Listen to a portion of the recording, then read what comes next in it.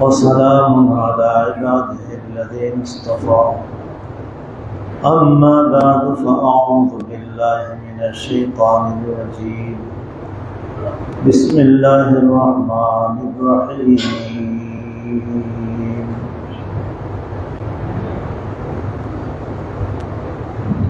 ولقد أرسلنا نوحا إلى قومه فقال يا قوم اعبدوا الله ما لكم من إله غيره إني أخاف عليكم عذاب يوم عظيم صدق الله العلي العظيم وصدق رسوله النبي الكريم ونحن على ذلك من الشاهدين والشاكرين والحمد لله رب العالمين محترم সামনে অষ্টম পারা সূরাতুল আরাফ আয়াত নম্বর 59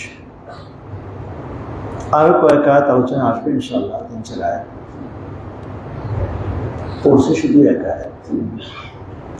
গত সপ্তাহের আলোচনা ইনশাআল্লাহ তাআলা মনে থাকার কথা। আল্লাহ পাক জমিনকে 3 প্রকারের জমিনের মিসাল দিয়েছেন।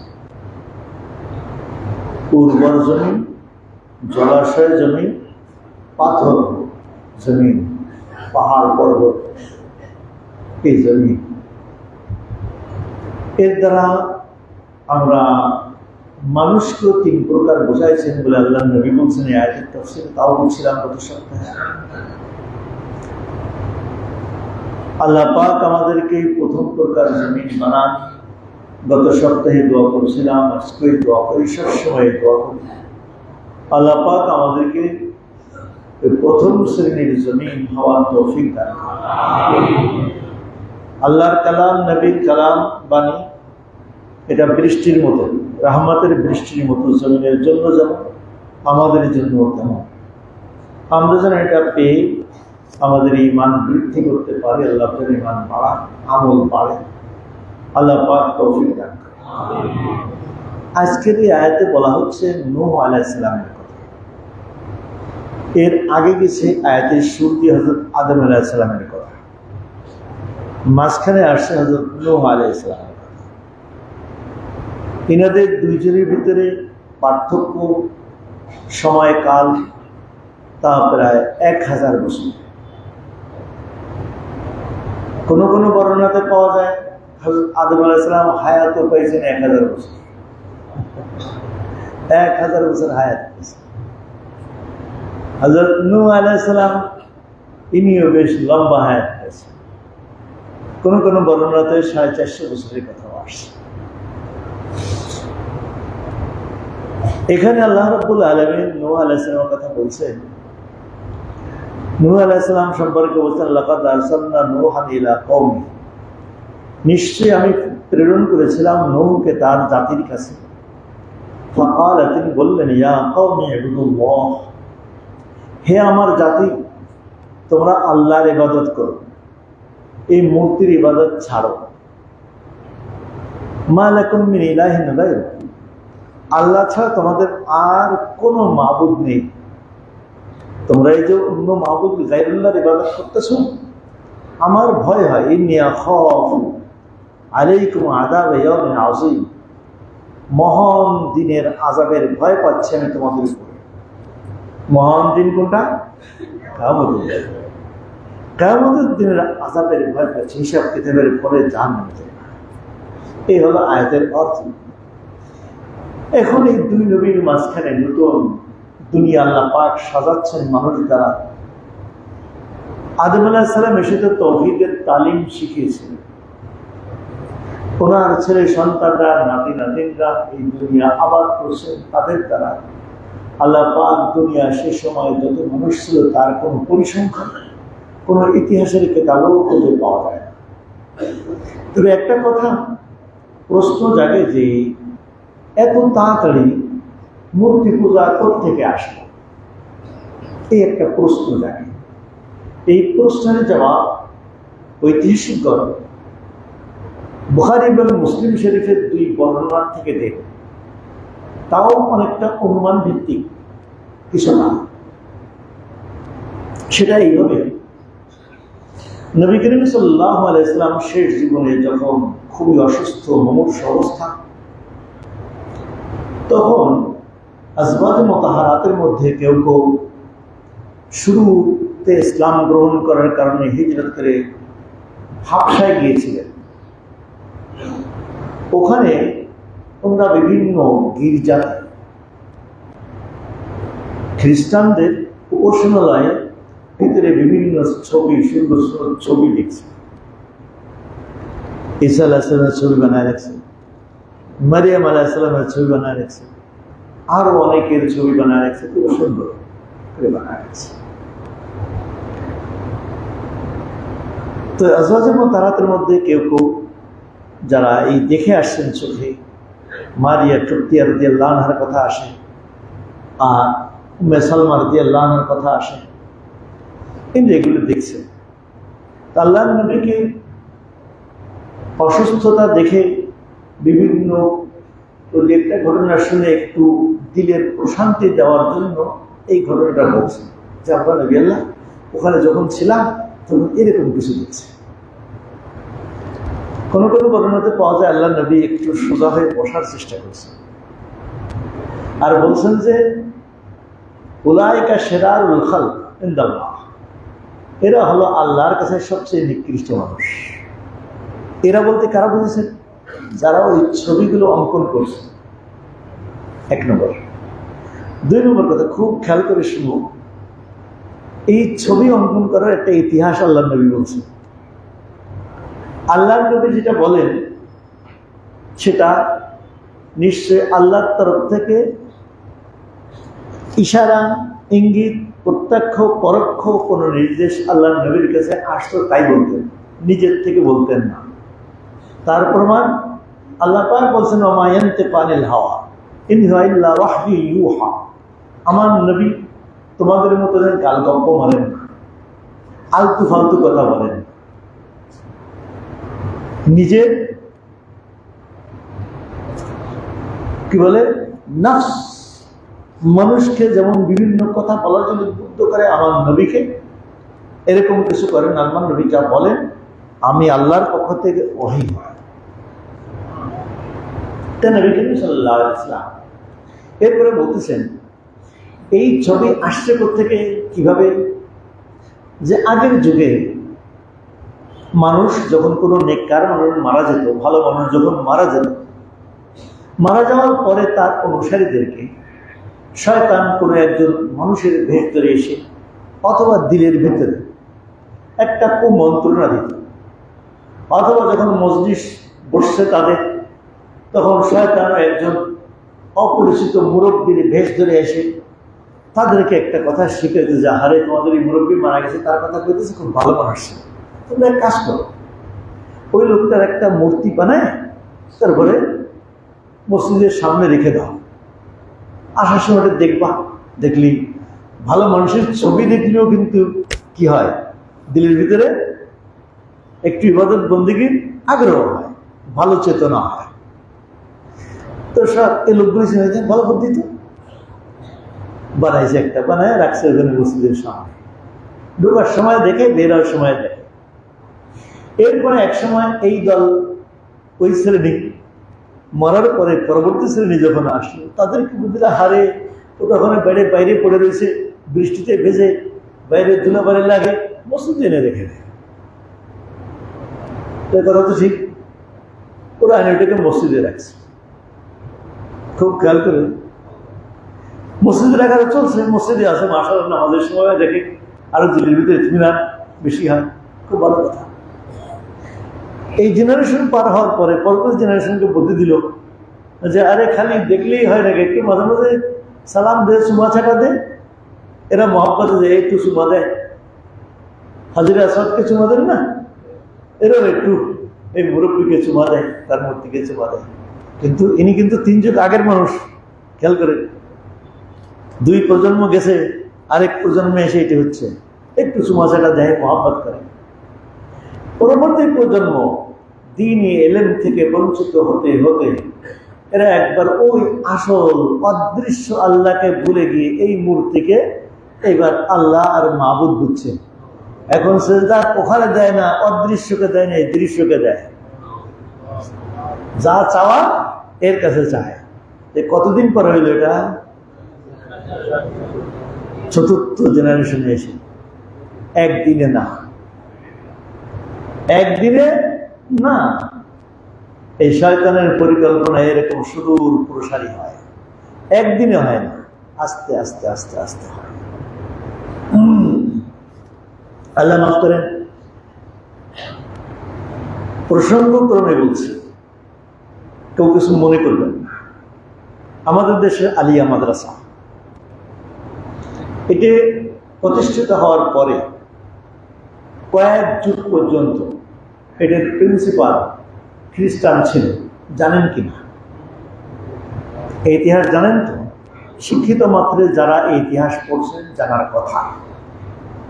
যখন আলিয়া মাদ্রাসা তৈরি হয় তখন আলিয়া মাদ্রাসার নেশাব পাঠ্য তালিকা, দেওবন্দে যে পাঠ্য তালিকা ছিল ঠিক তাই ছিল, তাই পড়ানো হতো। আলিয়া মাদ্রাসা থেকে পড়ে আমাদের এই দেশে বহু বড় বড় আলেম, বক্তা, আল্লাহওয়ালা, পীর, মাশায়েখ গেছে কিনা? গেছে তো? গেছে, জানেন না এদেরকে? আল্লাহ, এটা সব আলিয়া মাদ্রাসার ছিল। তখন নেশাব কি বলতেছি, একেবারে দেওবন্দ, দারুল উলুম দেওবন্দের যা ছিল এখানেও তাই ছিল। তখন কি কারণে হলো, দারুল উলুম দেওবন্দের আদলে যে মাদ্রাসাগুলি ছিল, আরো অন্যান্য আমাদের কওমি মাদ্রাসা যেগুলিকে বুঝি আমরা জানি, এই মাদ্রাসাগুলিতে তখন বাংলা অঙ্ক স্রেফ পড়ানো হতো না, স্রেফ পড়ানো হতো না। এখনো চট্টগ্রাম দু একটা মাদ্রাসা আছে বাংলা অঙ্ক পড়ানো হয় না, যার যার মতো পড়ে নিতে হয়। মাদ্রাসা পাঠ্য তালিকায় নাই। এরপরে ওখানে ঐচ্ছিক বাংলা, অঙ্ক, ইংরেজি ঐচ্ছিক কেউ পড়লে পড়তে পারে, ঢোকানো হলো ক্লাস 8 পর্যন্ত। আমি সংক্ষেপে বলছি। এরপরে ম্যাট্রিক পর্যন্ত। এখন কত রয়েছে? ফাজেলে কি পড়ানো হয়? বিয়ে পড়ানো হয়, বিয়ের বাংলা অঙ্ক পড়ানো হয়। এরকম করে একটা 1 টাকার দূরত্ব ঐচ্ছিক। এরপরে হলো বাধ্যতামূলক। বাধ্যতামূলক হয়েছে তাও বেশি দিন আগে না, মনে হয় 20-30 বছর আগে। আর এখন এইটা আস্তে আস্তে মডার্ন বানাইতে বানাইতে, যুগ উপযোগী বানাইতে বানাইতে মাশাআল্লাহ এখনকার কি অবস্থাটা আমার ভাষা না, তামিরুল মিল্লাতের প্রিন্সিপাল সাহেব, ওনার বক্তব্য মনে হয়, বর্তমান প্রিন্সিপাল সাহেব যিনি, ওনার বক্তব্য, আরো ওনাদের যে একজন অনেক বড় বড় দায়িত্বশীলদের বক্তব্য, যে আমরা যে পজিশনে এসে এখন দেখছি যে আমাদের এটার ভিতরে আবার পরিবর্তন আনা দরকার। কয় দিক দিয়ে পরিবর্তন? 2 দিক দিয়ে। একটা হলো শিক্ষার মান এমন পর্যায়ে গিয়ে ঠিকছে, এক মাদ্রাসায় গিয়ে, এই বক্তব্যটা এসে নেটে আছে, আমি ওদিন দেখলাম, উনি বলছেন যে ক্লাস 5-এর একটা আরবি ট্রান্সলেশন, এটি একবারে ক্লাস 5 থেকে নিয়ে বিএ পর্যন্ত, ফাজেল ক্লাস পর্যন্ত কোনো একটা ছেলে মেয়ে এটার সঠিক উত্তর দিতে পারে না। এবং প্রত্যেক ক্লাসের ছেলে মেয়েদেরকে জিজ্ঞেস করছেন, কোন একটা ছেলে উত্তর দিতে পারে মেয়ে নাকি? এটা আমার বক্তব্য না, 1 নম্বর। 2 নম্বর বলছেন, আরেকজন বলছেন এই বক্তব্যটা, যে মাদ্রাসাগুলিতে দিনী যে পরিবেশ, যে লেবাস, তা নাই।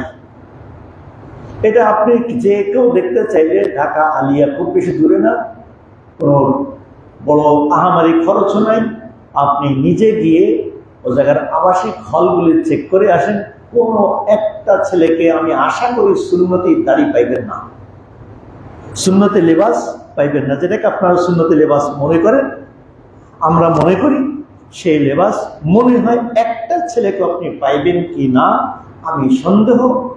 আর সেটা শুধু মুখস্থ সন্দেহ না, আমার স্বচক্ষে দেখা। এও আমি দেখছি সকালে বুখারীর ঘন্টায় যাবে, একবারে নিজে আয়নার সামনে দাঁড়ায় ক্লিন শেভ হইতেছে, আমার নিজের চোখে দেখা। বুখারীর ক্লাসে যাবে, বুখারী ঘন্টা করে যাবে, ঘন্টা করতে যাবে, ঘন্টা পড়তে যাবে, ক্লিন শেভ হয়ে যাইতেছে। লেবাস পোশাক আলহামদুলিল্লাহ, অধিকাংশ ছেলে ভিতরে প্যান্ট, উপরে শার্ট হইতে পারে, অথবা আজকাল যে বিভিন্ন গার্মেন্টসের জামা পাওয়া যায় না, এই ধরনের জামা, যা তার সে অনেক তবলিগি জেনারে শিক্ষিত ভাইয়েরা, আপনারা মুরব্বীরা আছেন, আপনাদের লেবাস পোশাক তার চেয়ে অনেকটা ভালো। এটি হলো বাহ্যিকতা।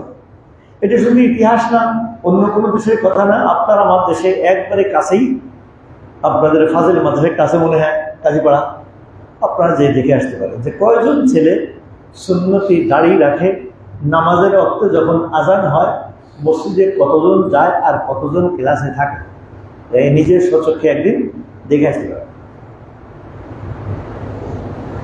অন্য বলছেন যে এই দুই রকম পরিবর্তন আমাদের ভিতরে আনা দরকার, যদি না আনি তাহলে আমাদের এই ঐতিহ্যটুকু শেষ হয়ে যাবে। মাদ্রাসা যদিও মুসলমানদের আবেদন হয়, কিন্তু মাদ্রাসাটা করে ব্রিটিশ। 50 বছরের আগে এর আসল রূপ ফোটেনি, 50 বছর পরে এসে এখন রূপ ফুটছে আমাদের সামনে। এটা আসলে মাদ্রাসা না। আমাদের বুজুর্গরা কেমন হয়ে থাকেন, আশ্চর্য লাগে। শামসুল হক ফরিদপুরি রহমতুল্লাহ আলাইহি খুলনা যে দারুল উলুম মাদ্রাসা আছে ওখানে গেছেন, বার্ষিক মাহফিল ছিল বা কোনো অনুষ্ঠানে। তো তখন তো আলিয়া মাদ্রাসার অবস্থা, আলিয়ার ছাত্র আর কওমের ছাত্র এক জায়গায় দেখে বোঝা যেত যে কে কোনটা। একবার লেবাস পোশাক আলহামদুলিল্লাহ খুব সুন্দর মোতাবেক। খুলনা যে আপনার খান জাহান আলী মাদ্রাসার যেটা আছে, বিশাল জায়গা নিয়ে, দারুল উলুম কওমি মাদ্রাসা যেটা, ওটা হচ্ছে অন্তত 4 গুণ জায়গা নিয়ে বিশাল স্থাপনা, অনেক বড় মাদ্রাসা, অনেক ছাত্র এখনো আছে। তখন 2 মাদ্রাসার ছাত্র কারা দেখে বোঝা যেত না। আজ থেকে 50 বছর আগের ঘটনা বলতেছে। তা হজরতদেরকে যে সালাম দিয়েছেন, মুসাফা করছেন। শামসুল হক ফরিদপুরি রহমতুল্লাহ জিজ্ঞাসা করেছেন আমাদেরকে, তোমরা কোন মাদ্রাসা? তো জিজ্ঞেস বলার পরে বলছে যে খান জাহান আলিয়া আলিয়া মাদ্রাসা। তো হযরত রহমতুল্লাহ, যেহেতু এরা বড় বড় তালেব ইলম ছিল, উপরের ক্লাসের তালেব ইলম, উর্দু তখন তালেব ইলমরা বুঝতো কম, আলিয়া মাদ্রাসারা উর্দু বুঝতো। তুমি একটা শব্দ বলছিলেন, জুমলা, একটা বাক্য বলছিলেন। উনি বুঝলেন তো আলিয়া মাদ্রাসা না কহ, বলকে তুম इसको আরবি স্কুল কাহা করো, তোমরা এটাকে আলিয়া মাদ্রাসা বলো না, বরং তোমরা এটাকে কি বলো, আরবি স্কুল বলো। আল্লাহু আকবার। ফার্সিতে একটা কথা বলে, কালান্দার হারছে গুয়াত দিগা গুয়াত। আল্লাহ ওয়ালারা যা বলে দেখে বলে, আপনি আর আমি দেখি এই পর্যন্ত, আল্লাহ ওয়ালারা দেখেন 50 বছর পরে কি হবে সেটা দেখেন। আপনি আর আমার বাহ্যিক অভিজ্ঞতা এতটুকু। আম গাছের বীজ যদি পোতা হয় তো ওখানে গাছটা কি হবে, ফলটা কি দিবে, বুঝি কি বুঝি না? কথা বলেন, সবাই বুঝি। ছোট বাচ্চা ও কি বুঝবে যে আম গাছ পুতলে কি হবে, আর যদি তেঁতুলের আটি একটা পুঁতি তাতে কি হবে? 5 বছরে 7 বছরের একটা ছেলে কি এ বুঝবে? এটা বুঝবে না। আমাদের ইমানের পরিপক্কতা, আমাদের দূরদৃষ্টি, ইমানের দৃষ্টি ওই 5 বছরের বাচ্চার মতো, আমরা বুঝি না। তেঁতুল গাছ ও পুতলে যে ছোট ছোট পাতা হবে, বাঁকা বাঁকা ফল দিবে, ওর নাম শুনলেও কি আসবে, জিব্বায় রস আসবে। আর আম গাছ পুতলে তার ফলটা কেমন হবে ওটাতে বাপ জানে, ছেলে জানে না। আমরাও ইমানিয়াতের ক্ষেত্রে বহু জায়গায় আমরা ওই 5-7 বছরের বাচ্চার মতো তেঁতুলের বীজ পুতলে যে তেঁতুল গাছ হবে ওটা তেঁতুল দিবে, আর আমের বীজ যদি পোতা হয় ওটা আম গাছ হবে, ওটা আম। আম আবার যে আম হবে, সেই যে আমের বীজ হবে গাছটা উঠে দিবে। আল্লাহ বোঝার তৌফিক রাখেন। তো বলতেছিলাম যে আল্লাহ ইব্রাহিম নূহ আলাইহিস সালাম এসে বললেন যে তোমরা আল্লাহর ইবাদত করো, মূর্তির ইবাদত ছাড়ো। তো মূর্তির ইবাদত আসছে কি করে সেই ইতিহাস বলতে গিয়ে বলতেছিলাম এই কথা। নিশ্চয়ই বুঝতে পারছিল। ইতিহাসও লেখে আদম আলাইহিস সালামের ইন্তেকালের পরে ওনার ছেলে, ছেলেদের ছেলে, তাদের ছেলে নাতি পতি এক সময় তাদের ভিতরে এইভাবে করে মূর্তি পূজা ঢুকতে ঢুকতে একসময় পুরা আল্লাহকে ভুলে যায়, মূর্তির পূজা শুরু করে। এই সময় আল্লাহ পাক দুনিয়াকে আবার নতুন করে ইমানের উপরে সাজানোর জন্য আল্লাহ রাব্বুল আলামিন নূহ আলাইহিস সালামকে পাঠান। এই নূহ আলাইহিস সালাম আসলেন, তাদেরকে তাওহীদের দাওয়াত দিলেন তাওহীদের দাওয়াত। ফলাফল কি হলো? রেজাল্ট কি হলো? কওমের প্রতিক্রিয়া কি হলো? قال الملأ من قومه إنا لنراك في ضلال مبين। জাতি তাকে জবাব দিল যে নূহ, তোমাকে দেখছি একটা স্পষ্ট পথ ভ্রষ্টতার ভিতরে আছো। তুমি যা বলছো এটি কি হয়? অসম্ভব কথা। বাপদাদা 14 পুরুষ করে আসছে একরকম, চলে আসছে একরকম, তুমি বলো আরেক রকম। তুমি গুমরাহির ভিতরে পড়ছো। আজ যদি সমাজে আমরা বলি যে মিথ্যা বলা যাবে না, চুরি করা যাবে না, ডাকাতি করা যাবে না, হিংসা করা যাবে না, বিদ্বেষ করা যাবে না, পরনিন্দা করা যাবে না, একজনের কথা আরেকজনকে লাগানো যাবে না, মালে ভেজাল দেওয়া যাবে না, দুর্নীতি করা যাবে না, এই যত রকম অন্যায় অপরাধ আছে যদি সব কোনটা করা যাবে না, সবাই মিলে কি বলবেন আমাদেরকে? কি বলা হচ্ছে? আজকাল দুনিয়ার কোন হুজুর বুদ্ধিজীবী আছে? বলেন না। কোন হুজুর বুদ্ধিজীবী আছে? বুদ্ধিজীবী সব কারা? যে যত উল্টা বলতে পারে, চলতে পারে, করতে পারে, সে তত বড় বুদ্ধিজীবী। সে তত বড় বুদ্ধিজীবী। ঠিক বললাম না ভুল বললাম? আল্লাহ আল্লাহ নবীদেরকে বলা হয়েছে, একটু পরে সামনে আরেক নবীকে ধরবে পাগল, তাদের নির্বোধ একটা। আল্লাহ আমাদেরকে আজকাল নির্বোধ, বোকা বলা হয়। আল্লাহ আল্লাহ মাফ। অনেকে অনেকগুলো প্রশ্ন করছেন, আপনাদের এইসব প্রশ্নের জবাব আমি দিতেও যাই না, কষ্ট হয়। আল্লাহ আল্লাহ। ওদের একজন এক সাংবাদিক আমাদের এক আলেমকে জিজ্ঞেস করেছে যে আপনাদের কোরআনে কি ফাইন্যান্স পড়ানো হয়, অর্থনীতি পড়ানো হয় কিনা, অর্থনীতি আছে কিনা? উনি উত্তরটা ওই মুহূর্তে দিতে পারেননি। সব কথা সবসময় কি মনে থাকে? ঠিক নির্দিষ্ট নির্দিষ্ট আয়াতখানা বলতে পারেননি। ওনাকে একবারে প্রশ্ন করে নিরুত্তর বানিয়েছেন যে আপনাকে যদি অর্থনীতি সম্পর্কে দায়িত্ব দেয়, আপনি কি করে দায়িত্ব করেন? দেশ কি করে চালায়, কেমন চালায়? আল্লাহ আল্লাহ আল্লাহ মাফ করেন। ওনার প্রশ্ন করা উচিত ছিল পাল্টা প্রশ্ন যে আপনাকে দিলে কি চালায়, আপনি কোনটা চালাইতে পারেন, আপনি কি করছেন? আমি আপনাদেরকে বলছি কিনা, কিছুদিন আগে আমাদের মাদ্রাসায় দুটো ছেলে আসছে। ওরা হচ্ছে ঢাকা ইউনিভার্সিটি কেমিস্ট্রির উপরে লেখাপড়া করে শেষ করে এখন হচ্ছে জাপান থেকে ব্যাটারির পানি এনে সেই পানি সাপ্লাই দেয়, বিক্রি করে, লাখ লাখ টাকার ব্যবসা। তোরা যখন বারান্দার থেকে ছেলেদেরকে দেখে পরীক্ষার সময় ছিল, ওরা বড় বড় কিতাব পড়তেছিল। আমি বলছিলাম না ঘটনাটা আপনাদের। তো দেখে ওরা পড়ে বলে, হুজুরে এখন এই বাঁকা চাকা পড়ে, এদের মাথায় কিছু আছে, এরপরে কি লাভ হবে? তো একটা ছেলে আবার ওদের এই মন্তব্যটা আমাকে শুনে দিয়ে আসছে যে এই দুটো ছেলে আসছে, এরা এরকম বলাবলি করতেছে। তাই আমি বললাম যে ওদেরকে ডাকাও, বলো যে প্রিন্সিপাল সাহেব ডাকে, আপনাকে নাস্তা করাবে। তা আমি ডাকায় ওদিক দিয়ে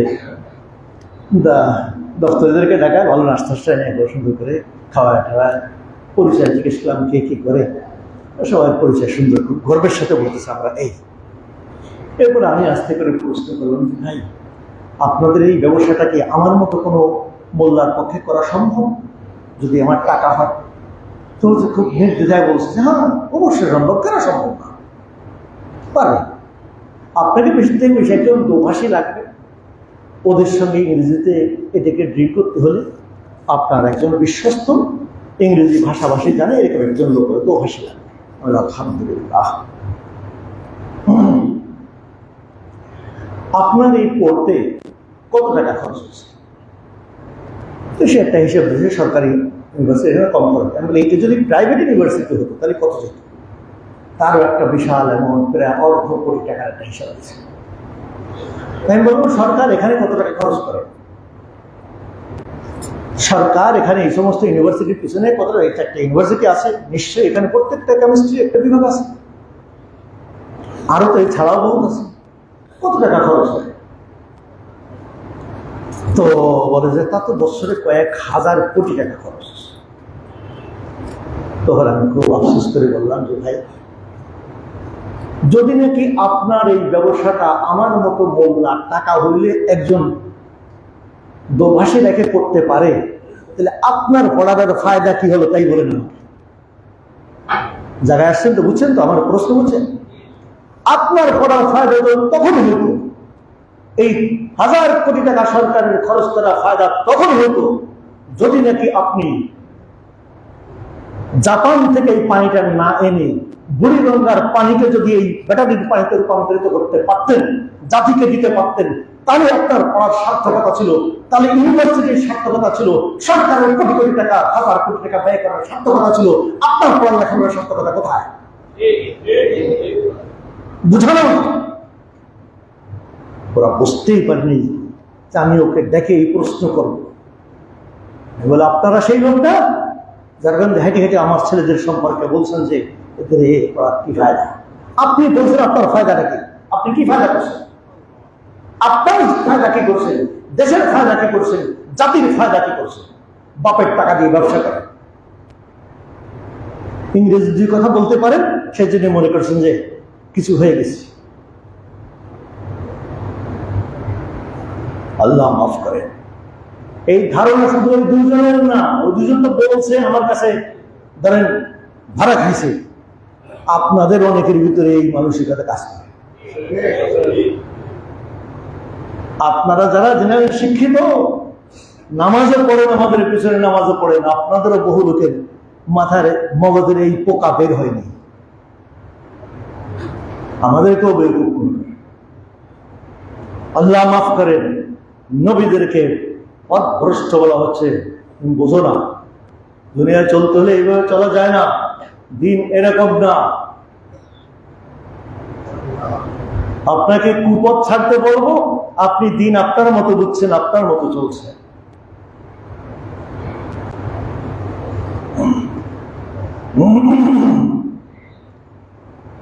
আল্লাহ। নামাজও পড়ি, মাদারেও দৌড়াই, নামাজও পড়ি, পাগড়িও বাঁধি, আলেম ওলামাকে গালিও দিই, পিটাও দিই। এইটা ইমান, এইটা দিন। এরা নবী থাকলে নবীকেও মারত, এরা নবী থাকলে নবীকেও হত্যা করত।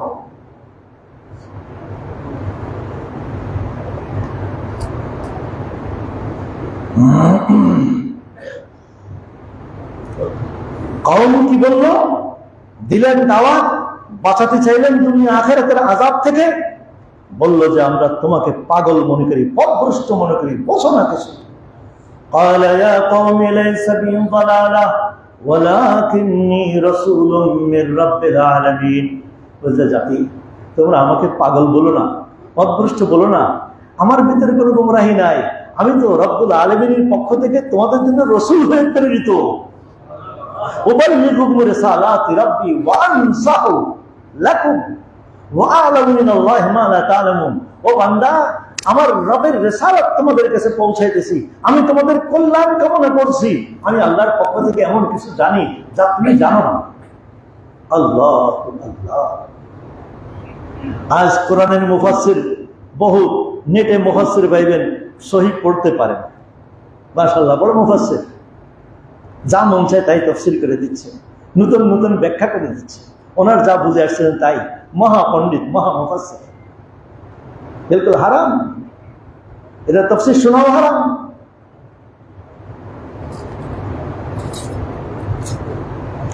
নবী কি বললেন? আমি আল্লাহর পক্ষ থেকে প্রেরিত রাসূল। এক নম্বর নিজের পরিচয়, দুই নম্বর বাল্লিগু রিসালাত রাব্বি, আল্লাহ রিসালাত তোমাদের কাছে পৌঁছাচ্ছে।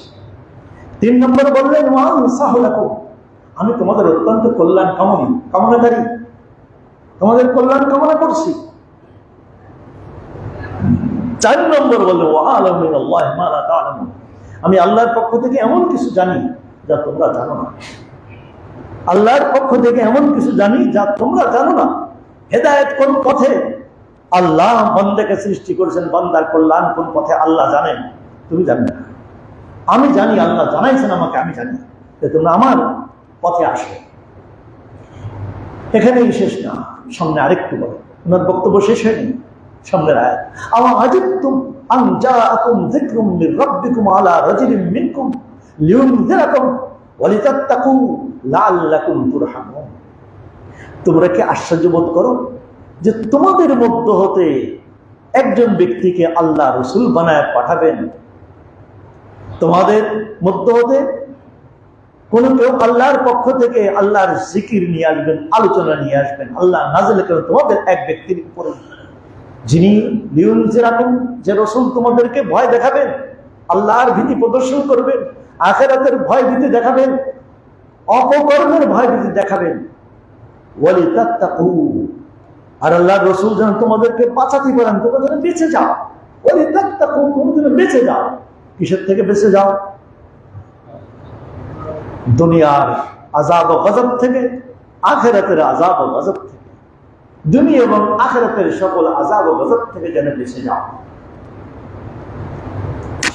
শরীয়ত মোতাবেক চলার দ্বারা স্বাস্থ্যের ক্ষতি হয় না, উপকার হয়। যদি দুনিয়ায় সুস্থ আর ভালো থাকার জন্য ও হয়, তাহলে শরীয়ত মোতাবেক চলা উচিত। অন্তত আগে বুঝে না আসলেও এখনকার এই উন্নত বিশ্বের স্বাস্থ্যবিজ্ঞানীদের রিসার্চে এই কথাই ফুটে উঠছে যে দুনিয়ায় যদি কেউ সুস্থ থাকতে চায় তাহলে তাকে নবীজি সাল্লাল্লাহু আলাইহি ওয়াসাল্লামের তরিকা মতো জীবন যাপন করলে সে তুলনামূলক সুস্থ থাকবে।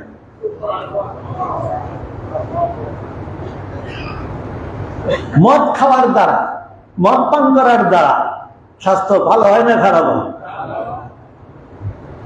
ধূমপান করার দ্বারা স্বাস্থ্যের উপকার হয় না ক্ষতি হয়? অখাদ্য কুখাদ্য খাওয়ার দ্বারা স্বাস্থ্যের ক্ষতি হয় না উপকার হয়? ক্ষতি হয়। বারবার খাওয়ার দ্বারা, বেশি খাওয়ার দ্বারা স্বাস্থ্যের ক্ষতি হয় না উপকার হয়? ক্ষতি হয়। এর কোনটা আল্লাহর নবী শিখাইছেন? কোনটা শিখাইছেন? মদ খাইতে বলছেন না ছাড়তে বলছেন? ধূমপান করতে বলছেন না ছাড়তে বলছেন? বেশি বেশি খাইতে বলছে না কম কম খাইতে বলছে? আল্লাহ, পেটটা 3 ভাগ করতে বলছে। আমরা তো মাশাআল্লাহ কয় ভাগ? আমাদের 4 ভাগ, 5 ভাগ ভরে দিই। পেটে 4 ভাগ করে 5 ভাগ ভরছি। তার মানে ওই একদিন বলছিলাম, একদিন খাইয়ে অস্বস্তি লাগছে, কবিরাজের কাছে গেছে, তুমি এই সাইজের ট্যাবলেট একটা দিচ্ছে। কবিরাজ এখন আগে গেছে, তোর এই ট্যাবলেট যদি খাইতে পারতাম তাহলে তোমার আরেকটা রসগোল্লা খাইয়ে আসতে পারতাম। তার মানে এমন খাওয়া দিছে যে একটা ট্যাবলেট খাওয়ার জায়গাও নাই। এই হচ্ছে আমাদের খাওয়ার অবস্থা। একবারে খাওয়া পেট থেকে শেষ হয়ে পারে না, আরেকবার শুরু হয়ে যায়। আল্লাহর নবী খাইতেন সকালে একবার, বিকেলে একবার, শেষ। মাঝখানে পানি, খেজুর, আর তাও করবেন সকালের খানা আমাদের মতো এরকম। আরে বাপরে বাবা, কত কেসেবের আইটেম দস্তরখানে, বাপরে বাবা। খান, আল্লাহ সম্পদ দিছে, ওই পরিমাণ কাজও করি ভাই। নিয়ামতের নিয়ামত সামনে আসছে, তখন আলহামদুলিল্লাহ, আল্লাহুম্মা বারিক লানা ফীমা রাযাকতানা ওয়া কিনা আযাবান নার। বিসমিল্লাহ ওয়া আলা বারাকাতিল্লাহ বলে শুরু করেন। খাওয়ার মাঝখানে গিলছেন আল্লাহ, আলহামদুলিল্লাহ, আলহামদুলিল্লাহ, আসে মুখ দিয়ে আসে। একটু খেয়াল করুন, আল্লাহ পাক আমাকে তৌফিক দান করেন। আল্লাহ, হায়া সুবহানাল্লাহ, হায় আল্লাহ, হায় আল্লাহ। খাওয়া শেষ, এবার কি? আল্লাহ, আলহামদুলিল্লাহিল্লাযী আত'আমানা ওয়া সাকানা ওয়া জা'আলানা মিনাল মুসলিমিন। আলহামদুলিল্লাহিল্লাযী আত'আমানা, সকল প্রশংসাই আল্লাহ যিনি খাওয়ালেন, ওয়া সাকানা, পান করালেন, ওয়া জা'আলানা মিনাল মুসলিমিন, আল্লাহ মুসলমান বানাইছেন। আমার শক্তিতে হতে পারেনি, আল্লাহ বানাইছেন। আহা, আরেকটা দোয়া আছে আল্লাহ নবী, আলহামদুলিল্লাহিল্লাযী আত'আমানা ওয়া সাকানা ওয়া কাফানা ওয়া আওয়ানা ফাকাম মিন লা কাফিয়া লাহু ওয়া লা মুবিয়া লাহু। আল্লাহ, সকল প্রশংসা আল্লাহ যিনি খাওয়ালেন, পান করালেন, আর যথেষ্ট পরিমাণ মতো, আরো বেশি আল্লাহ পাক মাথা গোজার ঠিকানা দিলেন। খাওয়ার পরে একটু প্রশান্তি লাগবে না, সে জায়গাও দিচ্ছেন। আয় আল্লাহ, তোমার দুনিয়ায় কত মানুষ আছে, পর্যাপ্ত পরিমাণ খাওয়া নাই, পড়া নাই, বাসস্থান নাই। আল্লাহ ফুটপাতে ঘুমাইতেছে, ব্রিজের নিচে, পোলের নিচে ঘুমাইতেছে। আল্লাহ তুমি আমাকে বাড়ি দিছো, আমাকে একটা রুম দিছো। আর যদি বাড়িওয়ালা হয়ে থাকেন, এসি হয়ে থাকে, তাহলে এটা কয়বার হওয়া দরকার? কয়বার বলেন? কিন্তু একবারে পড়া হয়, পড়াতে হইব, জানাও তো নাই, পড়বো যে জানাও তো নাই। আল্লাহ তুমি জানার তৌফিক দাও। আরবিটা না পারে, অন্তত এই শুকরটা দিলের ভিতরে আসা উচিত না। ও ভাই, ও ভাই, আমার কষ্ট লাগে, সত্য কথা আমি বোঝাতে পারি না। আমার দিল খুলে তো দেখানোর কোনো সিস্টেম নাই। আল্লাহ,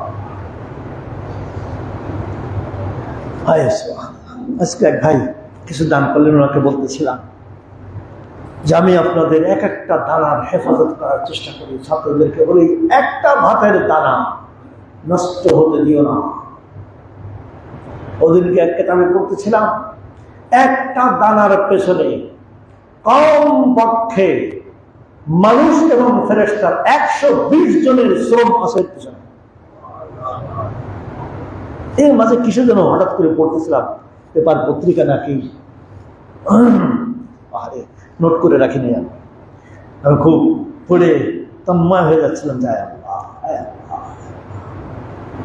কত মানুষ ভিক্ষুক খাইয়ে আদা ফেলে দিয়েছে। আপনার আমার অনেকের এই বদ স্বভাব আছে, খবরদার। আল্লাহ নবী বলছেন, এক একটা দানা পড়ে গেলেও খুঁটে খাও, হয়তো তোমার বরকতের ভিতরে রয়ে গেছে। অর্ধেক খাইয়ে বাস করার ফেলে। আল্লাহ নবী 10 জনে মিলে খাইলে আল্লাহ নবীর প্লেট কোনটা দেখে বোঝা যায় আল্লাহ নবীর প্লেট। এমন ভাবে চাটে পরিষ্কার করে খাইতেন, ওটায় কিছু নাই, দেখে বোঝা যাচ্ছে আল্লাহ নবীর কিছু। আর আমরা এমন মুসলমান, আমাদেরটা বোঝা যায় যে আমাদেরটাই বেশি আছে। এটা তো কিছু লোকের তো মাশাআল্লাহ, এটা একটা তাদের কি বলে এটাকে বিশেষত্ব, ওরা খাইয়ে কিছু রেখে আসতে। আর দাওয়াতের খানা তো মাশাআল্লাহ চোখ ভরে, পেট ভরে, কিন্তু চোখ ভরে না। যা খায় তার চেয়ে বেশি প্লেটে রেখে আসে।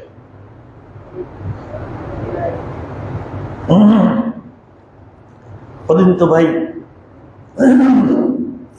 আমি একজন আলেমকে এক কথা বলে ফেলেছি। দেওয়ার সময় যখন দিচ্ছিল তখন আপনি আপনার পেটের অনুমান আপনার ছিল না, দিয়ে ফেলছেন, মানা করেছে, আপনি এবার মানা করেছেন, আমি ছিলাম এখানে বসা, তার মানাও তো করেন। ও দিচ্ছে, আপনি খাইবেন না, রাখবেন, তো ও জানে।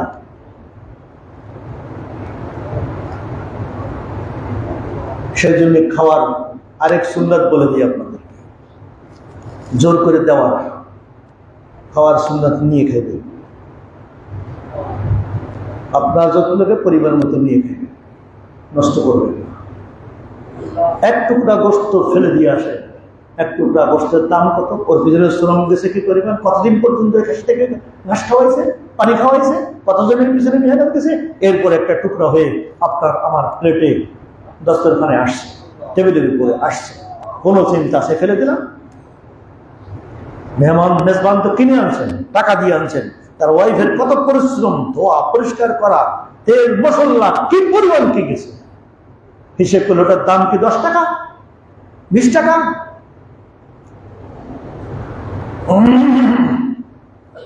ওঠে না, খাইতে পারবেন না, ফেলবেন না।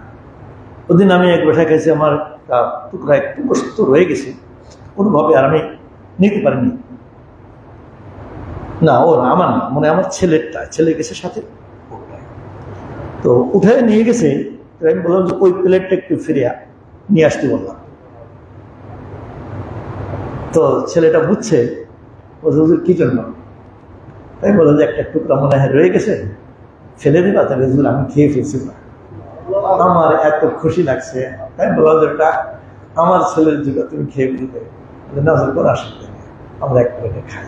আলহামদুলিল্লাহ তবলিগের কারণে বহুদিন পরে একটা নতুন রিসার্চ আসছে। বিজ্ঞান বলে একজনের, এমনি তো বিজ্ঞান ডাক্তারি বিজ্ঞানে একটা বলে যে সোয়াশে রোগ, একজনের খাওয়া পানি খাওয়া কিছু খাইলে ওর ভিতরে রোগ ঢুকবে। আর আল্লাহ নবীর হাদিস রিসার্চ করে পাওয়া গেছে, আল্লাহ নবী সুরুল মুমিনি শিফা, এক মুমিনের উচ্ছিষ্ট আরেক মুমিন খাইলে এটা তার জন্য শিফা হয়ে যাবে। আমি ওই দিন ছেলেদেরকে এক ইতিহাস আমার আব্বার জীবনের শোনাইছেন। একবার তবলিগে গেছেন বাবা, তো জামাতে ছিলেন এক লোক নতুন গেছেন, ওনার সবসময় মুখ দিয়ে লালা পড়তো। আল্লাহর কি কুদরত চিন্তা করেছেন, আপনার আমার মুখে যদি লালা না থাকে কথা বন্ধ হয়ে যাবে। আবার এটা যদি লালাটাকে কন্ট্রোল করার একটা ক্ষমতা আল্লাহর সৃষ্টিগতভাবে কুদরতি আল্লাহ দিয়ে দিয়েছেন, বেয়ে পড়ে যায় না। ও লোকের ওই কন্ট্রোল কমে গেছে, লালা পড়তো। আচ্ছা একটা মুখ দিয়ে লালা পড়ে, তার সঙ্গে খানা খাওয়া যায়? তাহলে সাথে কেউ খাইতে রাজি না। এখন ওখানকার একটা উসুল তো একটু একসাথে খাওয়া, কমপক্ষে দুজনে খাওয়া। তা আমির সাহেব করলেন যে যা করেন।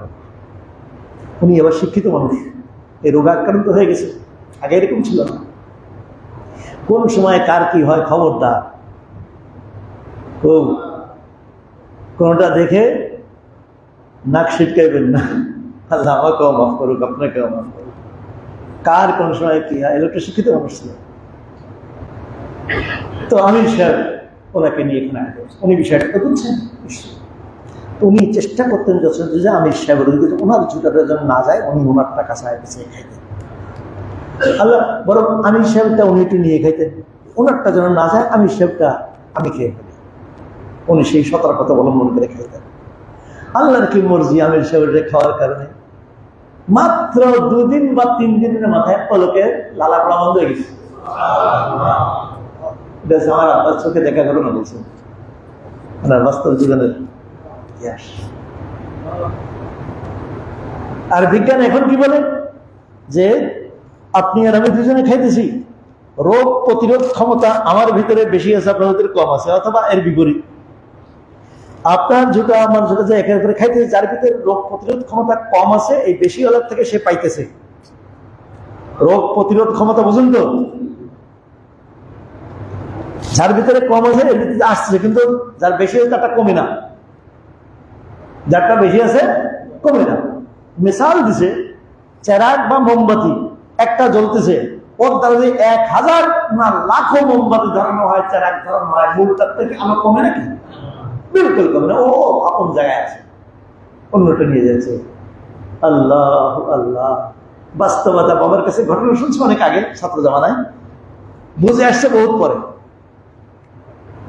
বুঝে আসছে বাস্তবতাটা, বুঝে আসছে বহুত পরে। আল্লাহ পাক মাফ করেন, আল্লাহ পাক মাফ করেন। তা নবী বললেন কি যে তোমার ওয়ালাল্লাকুম তাত্তাকুন ওয়ালিতাত্তাকুন, যেন তোমরা বাঁচো, লাল্লাকুম তুরহামুন, যেন তোমাদের উপরে আল্লাহর রহম হয়। ফাকাদ্দাবুহু, কে কার কথা শুনে? সবাই মিলে বলে যা, এটা হইতে পারবে না। সবাই মিলে ওখানে মিথ্যা প্রতিপন্ন করলো। ফানজাইনাহু ওয়াল্লাযীনা মাআহু ফিল ফুলক, নৌকার ঘটনা ইশারায় বলছে, সংক্ষিপ্ত বলছে, সামনে বিস্তারিত আসবে। যে আমি আমার নবী নৌকে বাঁচালাম এবং তার সঙ্গে যারা ছিল তাদেরকে আমি নৌকায় বাঁচালাম। আর যারা আমার আয়াতকে অস্বীকার করেছিল তাদেরকে সমূলে ধ্বংস করে দিলাম। ইন্নাহুম কানু কওমান আমিন, এরা ছিল অন্ধ জাতি, এরা ছিল অন্ধ জাতি। এই কোন অন্ধ? চোখের অন্ধ। চোখ তো সবার ছিল। কি অন্ধ ছিল? চোখ দুই প্রকার, একটা হলো চর্মচক্ষু, একটা দিলের চক্ষু। দিলের চক্ষু এদের অন্ধ ছিল। নবীর এত রকম ভাবে বুঝানো, এই বুঝ তারা নিতে পারেনি, গ্রহণ করতে পারেনি। কতজনে নিয়েছিল? ঐতিহাসিকরণে পাওয়া যায় মাত্র 40 জন অথবা মাত্র 80 জন। দাওয়াতের এই প্রোগ্রাম চলছে কতকাল? 950 বছর। সুবহানাল্লাহ। নবীর ধৈর্য দেখেন, 950 বছর। পাগল বলছে, পথভ্রষ্ট বলছে, আরো কত কত বেয়াদবি নবীর সঙ্গে করছে, কিন্তু নবী তার মিশন থেকে পিছপা হন নেই, পিছনে লেগেই থাকছেন। আলেম ওলামাও এই এতখানি পারেন না, এতখানি করলে তো নবী হয়ে যেতেন, কিছু করেন। আলহামদুলিল্লাহ, হক্কানি উলামায়ে কেরাম চিরকাল কিছু হক্কানি উলামায়ে কেরাম এই কাজ করে যাচ্ছে। আল্লাহ পাক আমাদেরকে তাদেরকে অনুসরণ করে চলার তৌফিক দান করেন। আল্লাহুম্মা আমিন। আলহামদুলিল্লাহ রাব্বিল আলামিন। ওয়াসসালাতু ওয়াসসালামু আলা সাইয়্যিদিল আমবিয়া ওয়াল মুরসালিন ওয়া আলা আলিহি তাইয়্যিবিন আত-তাহিরিন। মাওলা করিম, আমাদের এই আশা ভরসা বলা শোনা আল্লাহ কবুল ফরমা, আমল করার তৌফিক রায় ফরমা। মাওলা করিম, মাওলা করিম, আমল করার তৌফিক রায় ফরমা। ইয়া আল্লাহ আমাদের দিল বানিয়ে দাও, রব্বে করিম আমাদের মগজ বানিয়ে দাও, দিল দিমাগ হে আল্লাহ সহি করে দাও। আল্লাহ ঈমান মজবুত করে দাও, আমল মজবুত করে দাও। রব্বে করিম আমাদের ঈমান, আমাল, ইজ্জত, আবরুর হেফাজত ফরমা। মেহেরবানি করে আমাদের দোয়া কবুল ফরমা। সকলের যাবতীয় প্রয়োজনে আল্লাহ তোমার অফুরন্ত ভান্ডার থেকে পুরা ফরমা। ওয়া সাল্লাল্লাহু তাআলা আলা খায়রি খালকিহি মুহাম্মাদিন ওয়া আলিহি ওয়া সাহবিহি আজমাইন বিরহমাতিকা ইয়া আরহামার রাহিমিন। আল্লাহ।